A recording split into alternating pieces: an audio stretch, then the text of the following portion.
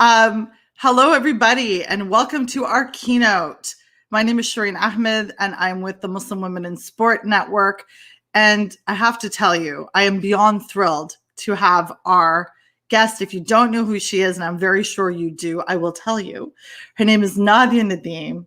She's an Afghan-Danish footballer who has played as a striker from the NWSL, Club Racing Louisville FC, as well as for the Danish national team. And she's considered the most influential and greatest Afghan athlete football player of all time, particularly because she did win the French League title in the 2020-2021 season with Paris Saint-Germain. Nadia is a passionate advocate for justice and health, and she speaks to her experiences as a former refugee, as a current medical student in her last semester, as a football analyst, as a professional footballer, and many other things. She's as powerful and impactful off the field as she is on the pitch, and we are delighted to have her here. Hello, Nadia. Hello, Mila. Thank you for the introduction. My God. I could go on and on, but what we're going to do is we're just going to jump in because there's so many people excited to have you here. We're extremely honored. And you've held so many roles, Nadia. You know, footballer, you're an author, you're a sports commentator, advocate for many things, and you hold yourself with incredible confidence as you navigate, and you don't shy away from fusing stories about your faith, your culture, and your identity. Has that always been easy for you? That's a good question. I mean, I don't know if it's been easy. I like challenges. I like to try new things. I love to learn new things. I love to push my boundaries.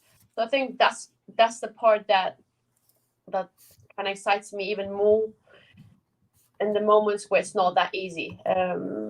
But I don't know. I don't like things to be easy, because when they're too easy, it means you're too comfortable and you're not really growing as a person. So I like difficult, because that means that you're actually evolving. So let's speak about your journey thus far. You've played with some of the biggest teams and clubs in the best leagues in the USA, the UK, and now you're back at the NWSL at Racing Louisville. Could you have imagined that you would be one of the most recognizable faces in women's football in the world? Honestly, if you think about like where I was born, background and everything, probably not. No, the start I had in life, yeah, definitely not. But I think at some point, when I knew that football, was the path that was chosen for me, and I wanted to go that way, I started believing it. I was like, yeah, why not? It might have been that I've experienced all this horrible stuff, and then and had the best start in life, but at the end, I think there's a reason for it, and it has made me to this person that I'm today. So yeah, I believe it, and I think I've worked hard to arrive this spot that I'm right now, and I'm far from finished. When you go back home and you are a medical student at our house, that's how you, yes, house, and just balancing. I mean, you're literally the dream child that every parent talks about, the medical student and the professional footballer. How do you balance that? Like, logistically is my question. Sometimes I have no idea myself. I'm like, how is this happening? But I think the bachelor, I've done my bachelor while I was playing in Denmark, and that gave me the opportunity, because you go to school from morning to afternoon, to 3-4 p.m., and then the trainings were at night, like 7-8. So that's how it was possible for me to do. So basically, I had no other life, and then now in my masters, the last 3 years or a bit more, because I've taken like one semester per year. I've done it in the off season, especially when I was in the States. So when everyone was on a break for 2-3 months, I was in my internship. So it takes a lot of dedication. It takes a lot of willpower, because honestly, after a long season, when you see your friends like laying somewhere and like enjoying life, and I'm sitting in a basement uh, at old university, because our study halls are actually kind of in a basement, so it's quieter. Yeah. And why am I doing this? It's not always easy, but at the end, again, I think I wanted to do it because I have so many goals with it. I know I wanted to like have an impact. I want to help people, and when I imagine the goals, and the final, uh, I'm motivated, and it makes everything worth it. When you go back and you're in school, are you recognized on the streets of Copenhagen and where the place where your family is? Yeah, I am. What's that like for you? Yeah, it's kind of cool, I mean, I'm a really open person, so I don't mind. I smile and I like say hi, and people want pictures and do that. It is what it is. I'm like, okay, fair enough. So you are a fan favorite, and I know this because I've followed your journey and from Portland to Paris, and they adore you. So how did the supporters actually impact you, your play, and your experience as a footballer? I'm just genuinely grateful when I see people showing so much interest in what I'm doing in the football, and then it makes me happy, and I want to like be as open and as approachable as possible, because I think if someone that's just being kind, being a nice person, if someone is so nice to you, the least thing you can do is be nice again. So yeah, and the way the like affects me and makes me happy on the field, that the energy that they show me, the love that they show me, you want to do more on the field for them. Also, you want to make them proud, which is a bit weird thing to say, but especially when you play for the fans and they're like going crazy and waking up super early to stand and say goodbye before a big game, you're like, okay, come on, we need to do this for the fans as well, not only for ourselves. So I think it's like, yeah, motivation factor, and something like a source of energy. And they pump you up. Do you feel like they encourage you as well? Because wherever I've gone, journalistically speaking, in my career, and I speak of you, the first thing that happens with fans is they get a big smile on their face, particularly the ones in Portland. Like, they stan you because the smile is immense and it's huge, and you have that impact on them. And that must be something that brings you, is it something rather that brings you a lot of joy? Yeah, definitely. I think it makes me happy to feel, to know that, I've had like a tiny bit of impact. I make like, for me, the life that I have right now is about, bringing a little sparkle, a little like joy everywhere I go, because I think it's very important. You have to be a nice person. You have to smile, you have to be grateful for the things that you have. And I generally, every morning I wake up, I'm like super grateful. I'm like, and then I try to be really positive, and 98% of the time I'm really positive. Maybe even annoying to some people, but I think, I don't know, it's just, and I want people around me to feel the same way, appreciate it and happy, and you telling me this makes me happy that, like, okay, it actually works. Okay, so let's talk about that 2% just for a second there. That, but can you share maybe one learning from a difficult experience of a team or a situation? Maybe the fit wasn't right or something didn't work well. And how did you navigate through that? Because although you're, alhamdulillah, very positive, not everything is seamless in life. No, that's true. I have two approaches. I always try to put things in perspective. So talking about football, yeah, times where it doesn't go your way, and obviously you're a human being and affects you, especially because all your life, right in that moment, surrounded by this, and it's the main thing, and it's not going your way. It's gonna affect your mood. You're gonna be upset, and then I try to kind of take myself out of it and like, listen, there's so many people that has way worse than I have, and then there's so many people, and I've seen it. I know it. Like, I know lived it and I know how the world works. So one, take your shit together. Secondly, try to find something good out of it and come out of it. I think it's very important that you keep your mindset correct. And in this time I see so many like young youth players or in just people in general being ungrateful, and I don't understand. And you can always be grateful. There's like, if you have nothing, you could be grateful that you have a good health. Like when I walk in the hospital and I see people struggling to breathe, literally, like you take this for so granted. They're struggling and they have to have like a tank of oxygen with them.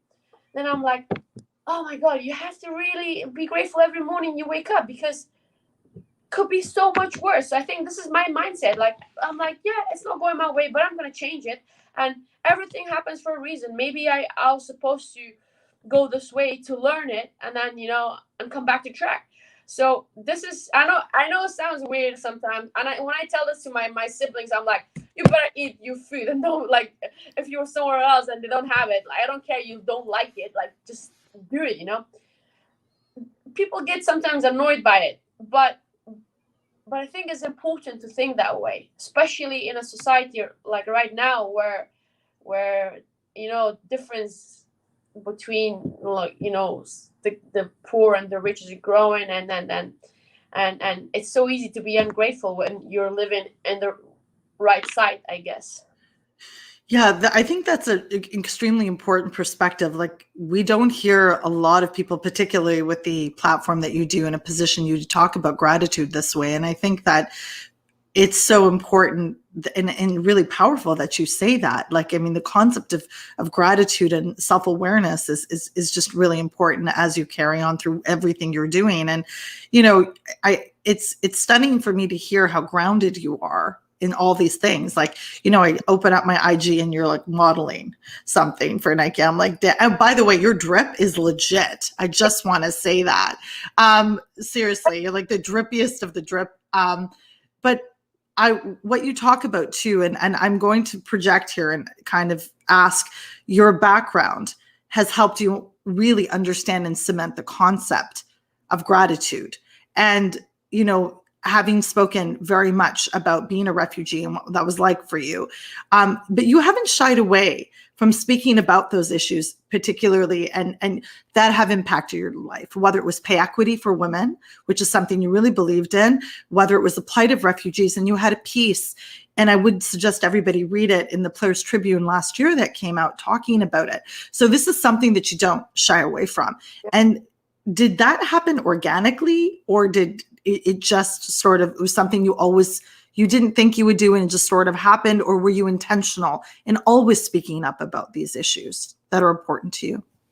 I think, most of the time I've just been myself, and these issues that I generally bother me. I speak about the stuff that I obviously can relate to, and something that it doesn't make sense in my brain. And I am really like direct. If something doesn't make sense. And also lately, because I have like a tiny platform that I can use my voice, and I think it's very important to use the voice and create the awareness that it requires to bring the changes that we need. I know, at the beginning when I was doing this stuff, at that point I started really early, to be honest, because it was annoying me really early. And at that point, there wasn't a lot of athletes talking about issues, because of, like, if you had took a stand, some people would not agree with your standings, and then they'll be like, oh, that's going to affect your value or marketing brand, like sponsors going to shy away. But I don't really care, but now it's almost become a thing that you want athletes to take a stand because it's adding value to them, which is amazing development, and I love it. I think it's pretty cool to see that there are more and more athletes doing it.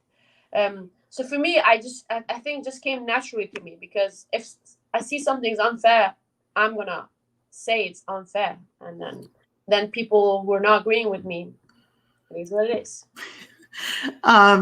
Do you see more footballers and athletes speaking about, racial injustice and sexism and a bevy of other issues? And why do you think they're being emboldened that way? Because we've definitely seen a rise in the last little while, whereas someone like you has been doing it.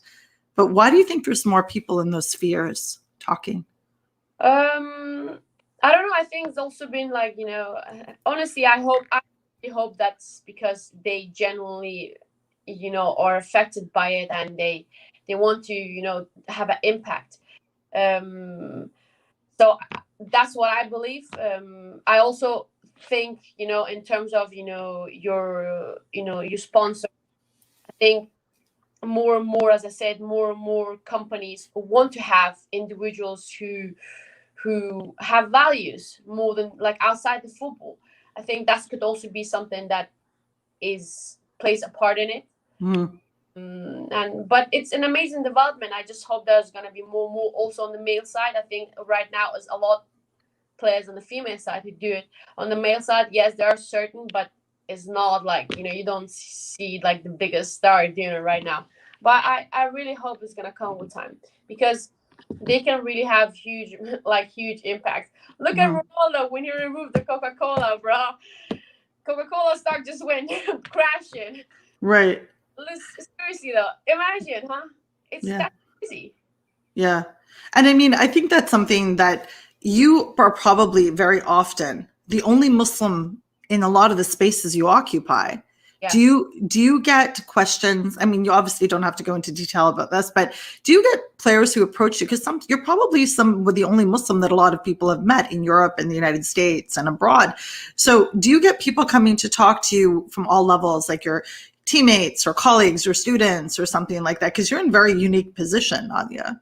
Yes, I love that. Yes, I get a lot of, first and foremost, people always have these images of how Muslims are supposed to be. And when they're like, oh, you're a Muslim. Oh, really? And I'm like, yeah, I am. I have my praying carpet right here and my Quran right there. I love praying. And then they're like, oh, okay. So I love this education part of it, that I can educate people. I'm telling you, yeah, the stuff that you see on the news is not really the right representation of us. We can be as different as it comes. And I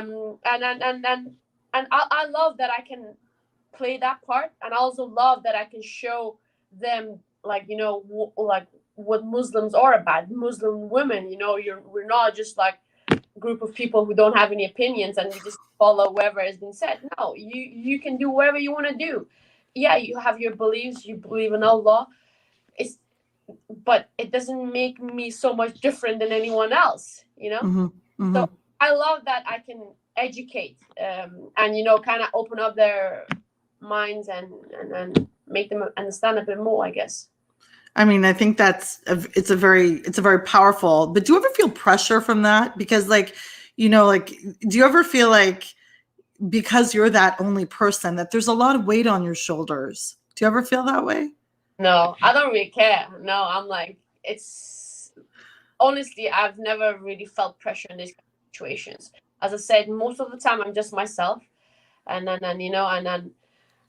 I feel happy to help someone understand something a bit more. I think most of the problems that we do experience in life are because of ignorance, and able to like kind of remove and kind of shed light on some stuff they don't know makes me kind of happy. You're like, okay, cool. I hope that helps you in the future. I hope later on you're gonna have some different opinions or views on certain people.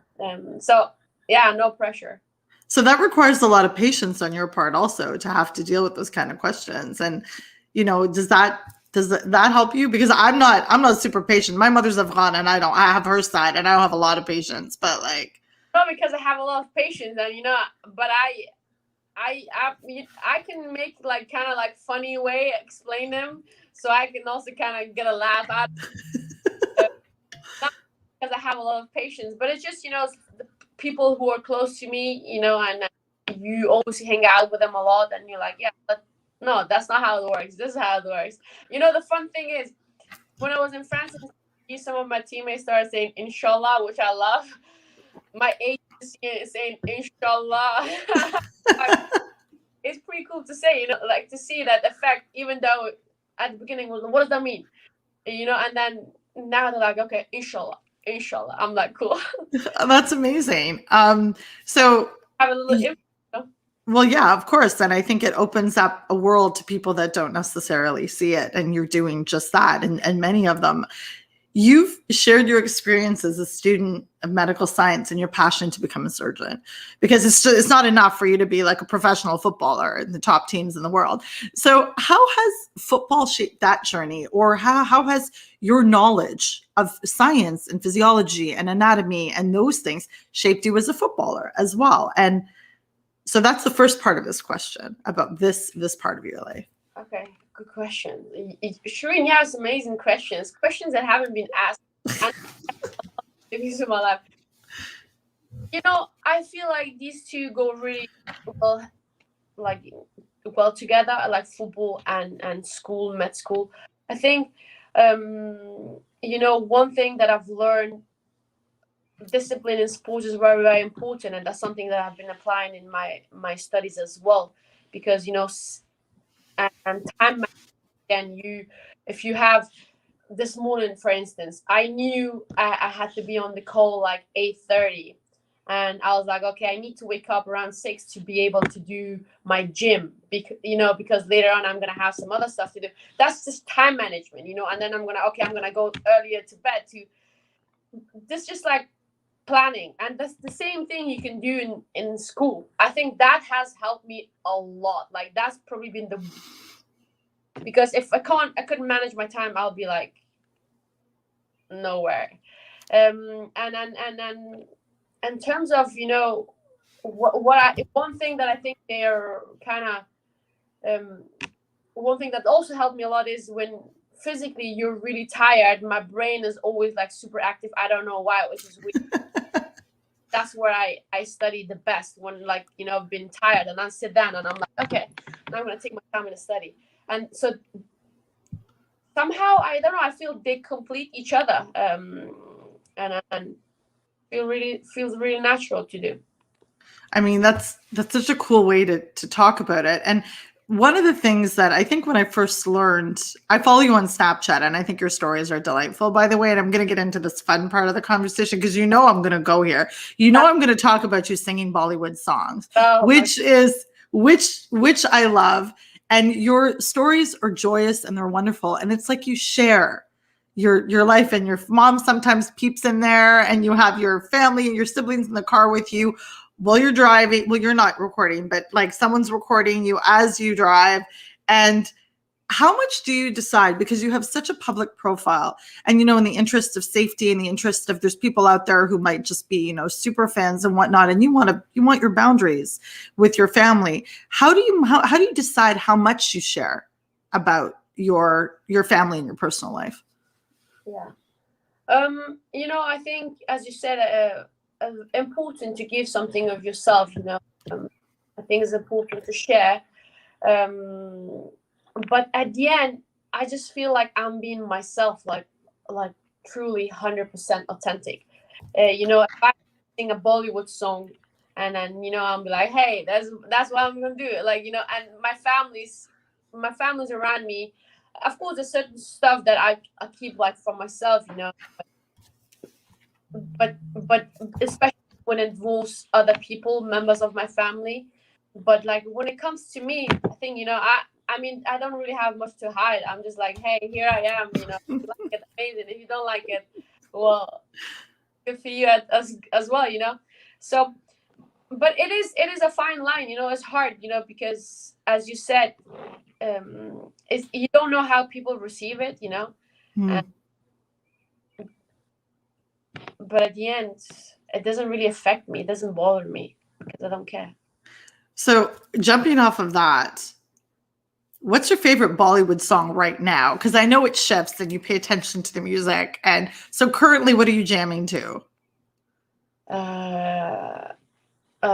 Currently, there's like this song called Photo. Yeah, it's I don't know. it's amazing. I've been hearing it like so many times. I don't know, it has a really good jam, slow, like, you know, so body could it. So it's like that, you know. So I've been listening to this one a lot, but I have some songs that I can listen a million of times. I think my all-time favorite is Oh Oh Johnny Jana with Salman Khan, and I've been hearing this since I remember, and that's probably that song that I've listened the most in my life. Yeah, I think I've seen you probably sing to it. Yeah. And do you have a favorite film that you kind of go back to, is like, you know, you go back to as your favorite film to watch over and over? I will tell you, my favorite is Jab We Met. I love it. Yeah, that's a good movie. That's a really good one. Favorite film that I really enjoyed. You know what? Yes, Kuch Kuch Hota Hai. That's pretty I love this Shah Rukh Khan and Kajol connection. My God, I can't, like, I've watched it a lot of time as well. Usually I watch movies twice, but that movie I've watched a lot of time. A lot of time. So it's like, is it like 5 or 7 languages you speak? I can never remember. Yeah, I think it's like 6. Yeah. So do you actually watch them in Hindi? Yeah, definitely. I watch everything, like the languages I understand. I always watch them original, just because it also, you know, like makes me train my languages. So I always watch it in the original. The original. Yeah, it's more cool that way. So in addition to the Inshallah, do you think your Bollywood music has spread through the footballing world, through the players and teammates you've had? Definitely. I'm telling you, my friend in PSG, when I had her, she was starting to download like Bollywood songs. She speak English. She was like, oh, I like sound like yeah, the song. Yeah, definitely, because everyone who drives with me or is in the same locker room with me is at some point, you know, jamming to the song as well. Going to be exposed to that. Yeah. And otherwise, it's cool, you know, it's cool to learn about other cultures, to understand, and, you know, having an open mind. I think that's important. And once they hear it, they're like, oh, it's actually really nice. And I always tell them, you know what? You are missing out. Like, you are missing out. Imagine the best song that you know, right now. Bollywood is all the songs are that way. And they're like, no. I'm like, yeah. So would you consider being in a film or like doing like a spot in a video? Because like if there's any Bollywood agents out there, I mean, hit her up. Like she's amazing. I don't know about that. I don't want to be in a movie. I just love, you know what makes me happy in the songs? They're so joyful. Or the movies, they make you, especially the older ones, like the new ones, they're like more Hollywood, you know. But the older ones, they always, after you finish the movie, you had like this, I don't know, this like nice warm feeling. So I think that's what kind of attracts me to Bollywood in general, because it's colorful, it's fun, and people are like you know, like dancing. I'm like, yeah, that's cool. I don't like that. So just so you know, the comments are blowing up about Kuch Kuch Hota and everyone loves it. It's like a global favorite. So you're totally on brand with that. So about the teammates and the players that you've you know, affected and that you connect with, are there any players playing that you've been starstruck to see in your career, played against or with? Starstruck to see. Let me. I wouldn't say like, you know, I was starstruck, but I was really happy because I love her to play Tobin. I don't know. I think Tobin Heat. I think she's a special player. I really like, you know, I love her vibes. She's so chill, like on the field, off the field, like amazing footballer. So I think I was like, oh, that's pretty cool to play with her. Otherwise, I don't know. No, not really. I haven't been really that way. That was a joy to play with Tobin Heat. I love her. Is there a player whose style of play you've tried to emulate as you've grown in your footballing journey? I mean, you know what? When you were younger and you'll see someone, like let's say Ronaldinho, and then you like your hair, and then I tried to run like him. Yeah, of course, but it doesn't really stuck. You know, you were trying for a bit, and then after that, that was it. But but otherwise I haven't really imitated anyone. I think I've learned from them, you know, great players. You see they do something amazing on the field, and you're like, okay, I want to do that as well. And you try to learn the skill. Definitely, there's been a lot of them. You know, someone I've loved to watch was Ronaldo, the Brazilian, Cristiano Ronaldo as well. I loved watching Zlatan, the way he was playing. You know, when I was growing, I wasn't seeing a lot of women's football because it wasn't really on the TV. Like upsetting, but I hope that's gonna change for the next generation. So, you know, the little girls can watch us play and they're like, oh, I want to learn how she did that. And that would be amazing. So there's a couple questions in the comments, and then there's the youth committee wanted to talk to you as well. But one last thing I wanted to ask you, you have such good advice for people. I want to know what the best advice you were given was. Like, what you talk about your mom and her impact on your life. What was like the best advice your mom gave you? And can you share that with us? Yeah, definitely. I think, you know what? I think the best advice someone was giving was my older sister, Geeti, who's a doctor. I'll share you that. She told me, be that good that you can't be ignored. So, you know, when I was younger, I was always feeling like, you know, I had to work harder for everything just because I was looking differently. You know, you're like, oh, this is not always fair. And you can easily like feel like pity for yourself. I'm like, why, what's the reason for this? And she told me, Nadia, this is how it is. But like, if you're really, really good, they cannot ignore you. And I've experienced this a lot of times, you know, like I knew for a fact that one of my first national team coaches, he didn't like me to have on the team, but he could not ignore me. Like, it was impossible for him not to have me on the team, you know. So that feeling and that advice has helped me a lot, you know. And I think every time when I'm like in difficulties, it kind of reminds me, okay, you have to work harder. Make sure that next time you cannot be ignored. Like, it's impossible for them to not pick you. And something that talk about the Euros previously, and I obviously watching all the games, looked like Benzema, Karim Benzema. Oh yeah. He was not picked for the national team 5 years in a row, not because he wasn't good enough, but because of underlying issues and other problems. But at the end, he couldn't be ignored. You know, he could not be ignored. It would not make sense anymore. And I was like so happy for him, because that's literally the mindset that, you know, I want to have, and I have, and that advice I wasn't given. I mean, I find it very impossible to think that you would be ignored in any capacity. Like, your presence and your energy is phenomenal. But also, must I say, that pass from Pogba to Mbappe, then to Benzema, the goal was disallowed, the Germany-France match. But that pass, that France is gonna be sick to watch this year, and that's up their best yet. Yeah, unbelievable. So I love that advice. Now, just to flip it, we're going to bring the youth committee in soon, but I have a couple of fun questions for you. Your favorite food, Nadia? What's your favorite food? My mom's food. I love. Okay. Honestly, I like all Asian food. I love Hindi food. I love Thai food. But I feel like no matter I've been, every time I go home, I think like, oh, mom's food. I miss this. Also because she cooks a bit of everything, you know. And she's an amazing. That's so awesome. There's a couple other questions before the youth committee comes in that people are asking. And one of them is actually from Dr. Holly Thorpe in New Zealand. So we've got people from all over the world. And it's, will you be coming to New Zealand, Australia for the 2023 World Cup? Oh, that's a good question.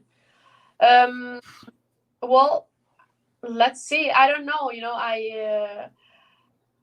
I take it really like one step at a time, as that's been my approach. Of course, you have like, massive goals in life.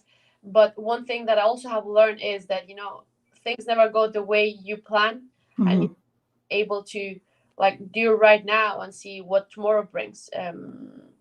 So I don't know, to be honest. I hope so. If I'm fit and I feel like I'm making a difference on the field, definitely want to like play in the World Cup. Time will show.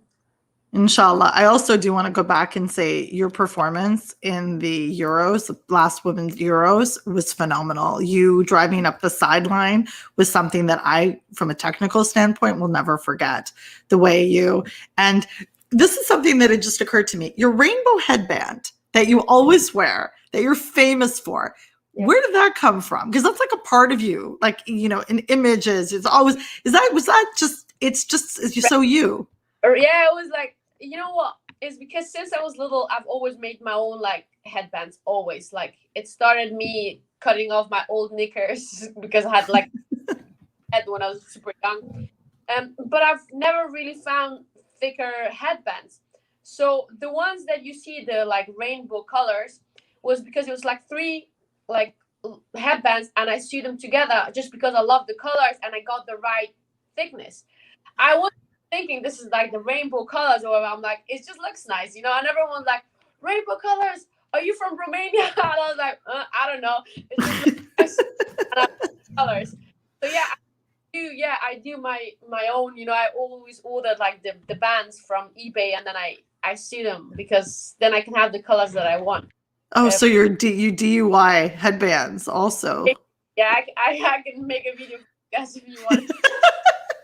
The one thing that I'm searching though is a tiny T-Rex that you can like sew into my headbands, because then you'll be like, wow, flying. But how do you find the size, the T-Rex size? Okay, well, I'm in Toronto and we have the Raptors here, so maybe I'll try to find you some Raptors stuff. Maybe that'll work as opposed to the T-Rex. Rex, Tyrannosaurus Rex. Okay, I'm not great with dinosaurs. We'll find you some. Okay. We'll find some T-Rex. The other question we have for you, which is really lovely, actually. A lot, and as you know, as somebody who's, you know, in medical school and you work a lot with youth and must see them, confidence in young women is a problem sometimes. And, you know, your confidence sign shines through. And how do you feel you developed that? Because it doesn't come easy. No, that's true. You're definitely right. That's a really good question. You know, one thing you have to first really, and it's a weird thing to say, you have to believe in yourself. Like, you just have to, because if you don't do it, no one else around you will. That's the start. How are you gonna build that, you know, that self-belief, that confidence? It's by doing things that you know you're gonna succeed with. So football-wise, if I know my confidence low, I haven't scored in 2 games or whatever, 3 games, then I'm gonna go back to stuff that I know I'm gonna succeed, you know. So simple passes, oh, that was good, I did that. Simple shots, cool, that was amazing. That's how you grow your confidence. Do stuff that you know you're gonna manage, and slowly like build on, and then that's how you build confidence. It's really simple, but it's something that you can practice. And as we say, practice makes perfect. Then you can have the confidence that you want. No, I think that's actually a really important and very practical way to look at it. You're being really pragmatic here. Take things you know you can do and build on them and make them excellent, perfect them. And I think that's really excellent advice. In school or in sport, it can apply to everything. And on that topic of next generation, this is from Rania El Hilali, also in Toronto, up at 4 a.m. What, for the next generation, what's one piece of advice you would want to give to young girls around the world who look up to you?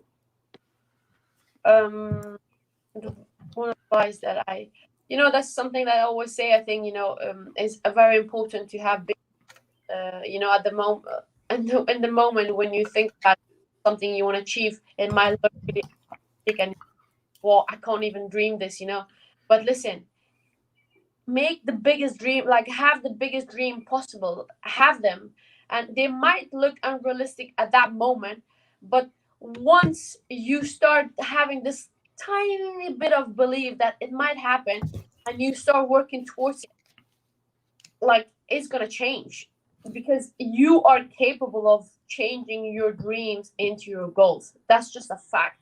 You just have to be, like, able in your brain to be like, process that, like, okay, am I allowed to dream this? Yes, you are. Have the biggest dream possible, and then slowly work towards it, and you're gonna change into your goals and you can achieve them.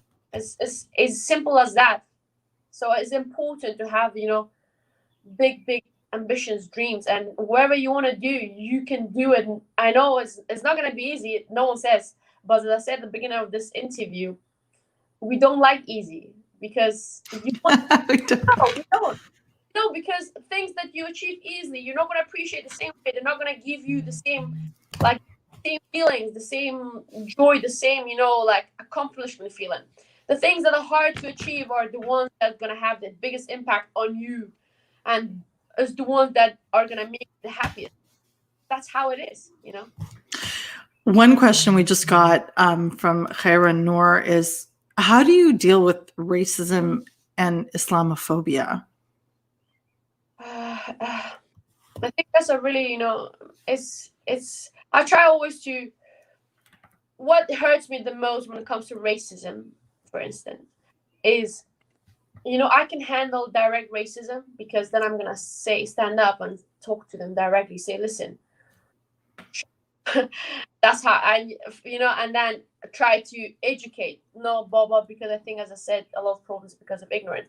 But one thing that's really hard for me to work with is, like, you know, those under the surface racism that is so hard to deal with, and it hurts me sometimes, you know. And then Islamophobia, you know, me and Denmark's at times, I a lot of times I do experience it, and again, it's something that's really hurtful. But the one thing that I can do is try to educate and talk about it and say, and hopefully those people are gonna understand, and then in the future not have these opinions. That's the only thing I can do, you know, raise awareness, educate. And hello to, and thank you for that, Nadia. It was super important. And hello to our youth committee, who are so excited. And I believe they have some questions for you too, or some comments they wanted to make. Zuleika, can we start with you? Because Zuleika actually is so phenomenal. She was chair of the youth committee, oversaw the entire summit planning, and she's awesome. There is also a lot of pro-France happening in the comments. Vive la France is happening a lot just for the Euro. So I just wanted to give you, just know what's happening out here. Cool. Hello, guys. Hello, Nadia. Thank you so much. It's been inspirational just listening to you, and I'm super blown away by all the key messages that you've been sending out today. So I love how you're just continuously pushing yourself out of your comfort zone. And yesterday I just turned the TV on watching the Denmark and Belgium game, and I saw you in the studio at halftime, and that was just, I was like, is that Nadia? And then I was sending the youth committee and everybody. I was like, oh my God, look who I've just seen. So I've never even seen you in the UK before in a studio. So that's just, you know, amazing how you're pushing yourself and allowing yourself to experience new environments, and that couldn't have been easy, but, you know, well done for doing that. And you're also active in you know, throughout, you're doing your masters, you're turning up to training, you have to do modeling, all these other things that you immerse yourself in. I just wonder, have you ever experienced burnout? And I just wonder around, how do you find the time to practice self-care, and what does that look like for you? Amazing question. Thank you so much. You know, yes, I do. I have a lot of, like, balls that I'm juggling with, and I've always had that since I was young. The reason is just because I like to be occupied. I like to have a lot of goals I want to achieve, and I always feel like, you know, I have, like, a limited time that I want to achieve these goals. But I also know that it's like my health and me and my family are very, very important. So taking care of myself is, like, the first thing. So whenever I feel like I'm you know, I'm exhausted, I'm too stressed, or this is not going on, I'm not healthy, I just say no. And trust me, I say no to a lot of stuff. So for me, let me give an example. You cannot race with a car that is broken. So first thing is that you have to have a car that is fit for fight, and I think that's your obligation to take care of yourself. And I do it. Like, I eat super healthy, I train super hard, and I need my sleep. Of course, there's gonna be days, you know, because of travel and stuff, that, yeah, I'm not gonna have that. But beside of that, I'm really, really aware of it, because your health is the most important thing in this life, you know. And I think you have to take care of it. So I take the time when I need it. Yeah, absolutely. It's something I kind of keep in the back of my mind is what we call SHED: sleep, hydration, exercise, diet. And if one of those things are not, not functioning, and you're not sleeping, the correct number of hours, you're not staying hydrated, you're not exercising, and you're not eating, a balanced diet, you are not going to be able to give to others. So yeah, totally agree with you. So thank you so much. Yeah, definitely. You're gonna burn out, especially as an athlete. We have to, because otherwise you can show them a performance.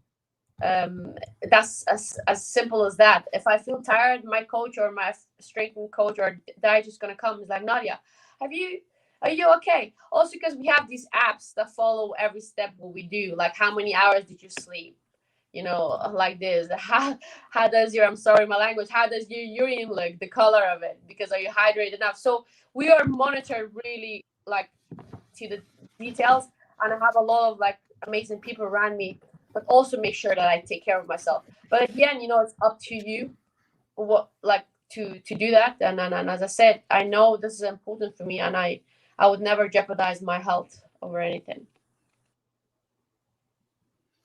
That's so awesome. Amina, you're next. Sure. Can you hear me? Okay. Thank you very much, Nadia, for your presence, and it was lovely to hear you. And thank you, Shireen, for this opportunity, first of all. So my name is Amina, and I'm part of a French campaign called Les Hijabeuses. I don't know if you've heard of it when you were in France, Nadia, but basically we fought for our right to be able to play football with a headgear if we want to, and basically for the laws to be applied because the different regulations allow us in principle. And the problem is that there are many girls among us who had to stop playing football, like Leila, for example. She had to stop playing football because of an opposing team that intervened and told the referee to forbid her from entering the pitch. And there is Bushra that had to pretend that she had a hair loss problem to be able to wear a headgear and play football, and at some point she had to stop. So it was really it's really hard for all the girls in our team to be able to play football in France. We have many stories. I have many other examples. The campaign has been going on for more than a year now. And last weekend, we've had a huge tournament with the presence of allies and media. So it's been going well. However, we really think we need a big personality, international personality in the football world to support our cause, to mentor us and to guide us into this fight for equality. So we know about your work in the field of equality. The girls and I are very admirative of your path outside and inside the pitch. And we just basically want to ask you if you would be interested in maybe meeting with us and knowing more about our campaign, about Les Hijabeuses, and about the situation in France. I know you've been here when you were with the PSG, but maybe you weren't aware of the situation in grassroots football for hijabi girls. So yeah, we basically want to ask you if you want to be our LeBron James and guide us the way he did with the hijabi basket players. So what do you think? Great question, Mina. Hi, pleasure meeting you. Thank you for sharing, your history and your cause. I think, it upsets me to hear that. It's upsetting to hear that like a lot of European countries actually bring in like laws, and we're gonna make it hard for girls, women to wear what they want to wear. For me, it's so dumb. Like, it's so anti-democracy, So yeah, I would love to talk to you guys, hear more about it, and let me know I can help for you. Definitely, I think you know, it shouldn't be your religion or what you wear shouldn't be the cause of you stopping playing football, or shouldn't limit you to do anything. I think it's so dumb, and it's so, I don't know.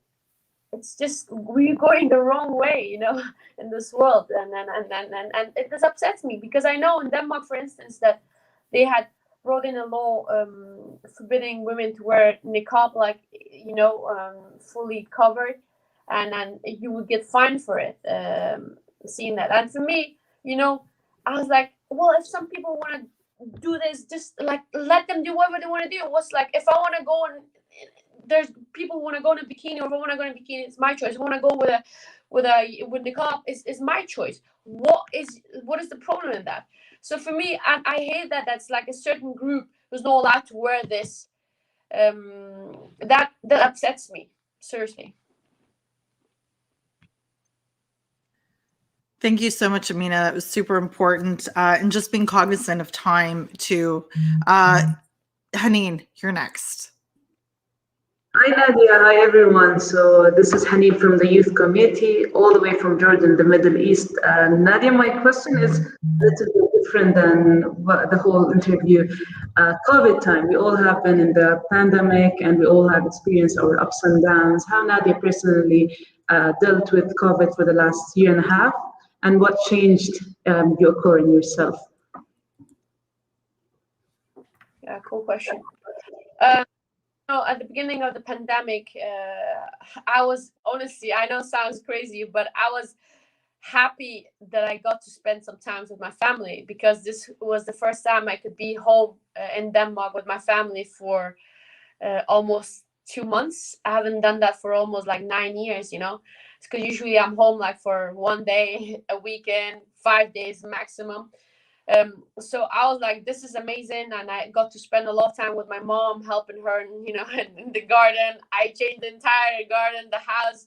I was doing everything. I was waking up at like 7 and then like walking around the house. So it was pretty cool. But then the rest of the pandemic, obviously we're back in France. It was a really like crazy time, you know, because we had to stay in your own bubble. You cannot interact with people. It's not because that we do that as athletes in like usual. We always do the same thing. You're in training and then you're back home and then you sleep, and but just having this feeling of not being able to do it was really like hard. But again, I was comparing my situations with other people. So I was like, yeah, it might be hard right now, but there's a lot of people who are losing their jobs. They're losing their, like, you know, loved ones, health issues. So I was trying to be grateful, and you know, trying to keep a positive mindset, because I knew it was temporary, and then we're gonna get over it, inshallah. So, and we almost are there. It's amazing. Ola is all the way from New Zealand. We have I like 129. What is it? 129 countries that are registered for this conference. So we're all over the world. Ola, to you. Kia ora, Nadia. Thank you so much. You honestly are such an inspiration to a lot of people who are wanting to play football. And I think one of the most important things is having representation, and you being a representation, not just being a football player who's female that's fighting for rights, but also to be Muslim is just amazing. And yeah, I really hope you do come down to New Zealand for the Football World Cup. I'm more than happy to show you around. Were there any role models that pretty much like that you looked up to that kind of made you want to be where you are now? Thank you. And I love for you to show me around New Zealand. Definitely.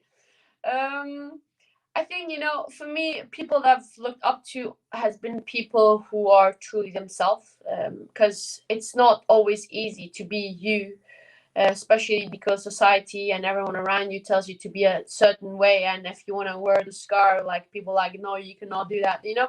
So it's always really hard. So for me, like, people I've looked up to are like truly really themselves, and they have, like, you know, attitude of take me as I am, and if not, that's your problem.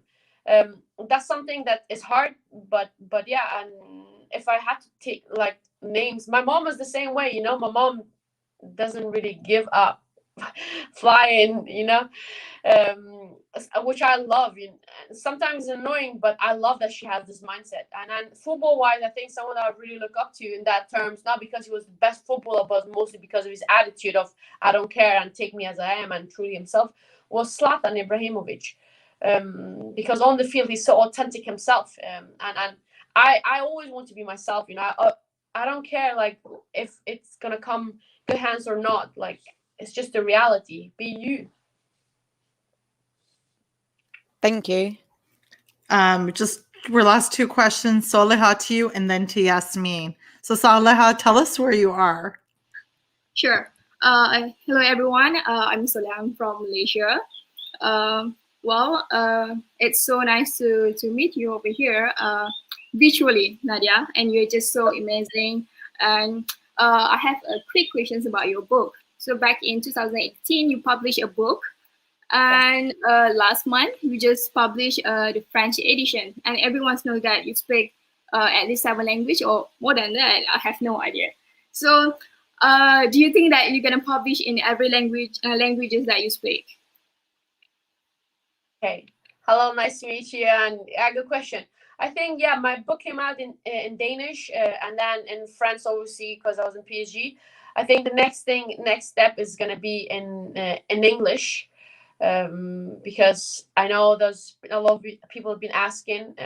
So yeah, definitely gonna come out in English. And then I don't know, you know, it'll be, for me, it would make sense also to have it in my mother language, just because I think that would inspire a lot of people in Afghanistan as well. And then let's see.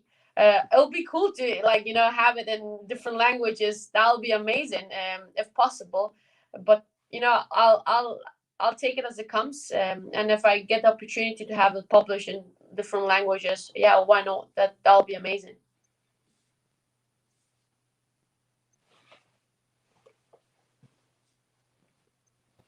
I vote for Arabic next.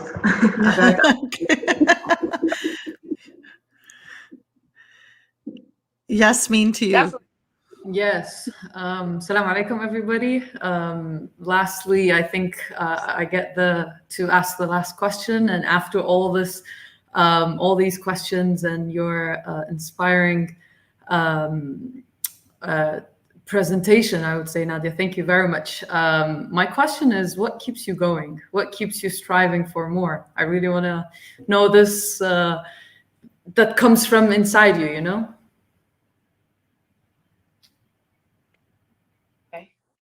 Good question. I love that. You know, I don't know, there's certain, like, couple of stuff that I think makes me go and, you know, makes me want to wake up early in the mornings. One is when it comes to sports, or I'm a really competitive person. I hate losing. I hate the feeling of it. So me trying to get better, I think, is one of them. You know, it affects me a lot when I lose. I'm a sore loser. That's one of them. And the other thing is, you know, as because of my background, I've experienced a lot of, like, horrible stuff. You know, I never wanted to experience that again in my life, ever. So I always try to reach somewhere where that's going to be impossible. You know, and also, you know, help my family to have the same, like, reach the same level as myself. I think these are the two biggest factors.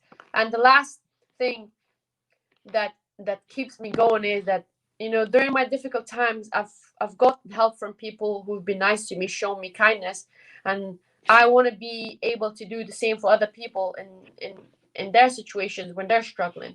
So I think these are the stuff that keeps me extremely motivated, and my brain always like high function of how I'm gonna take the next step. That's my motivation, you know, and that's the fire, I think. So and it's been working for me, and the fire is far from burned out, you know. It's growing stronger for every day, which I love. And thank you so much to the youth committee. You guys are amazing. This whole thing, alhamdulillah, is happening because of you. And Nadia, I cannot thank you enough. I know that you're pressed for time, and we want to, all over the world, there are people watching this. They're tuned into it. Will be online as well. People will be able to access if they weren't able to get up wherever they are in the middle of the night or whatever day it is. So again, we just want to thank you from Muslim Women in Sport Network. This has been absolutely delightful and impactful and important. And we look forward to seeing you continue to burn that fire inside of you. So thank you so much. And inshallah, look forward to your journey. Thank you. It's been a pleasure talking to you, everyone. And thank you for tuning in. And thank you for your amazing questions, really. And good luck. Remember to dream big.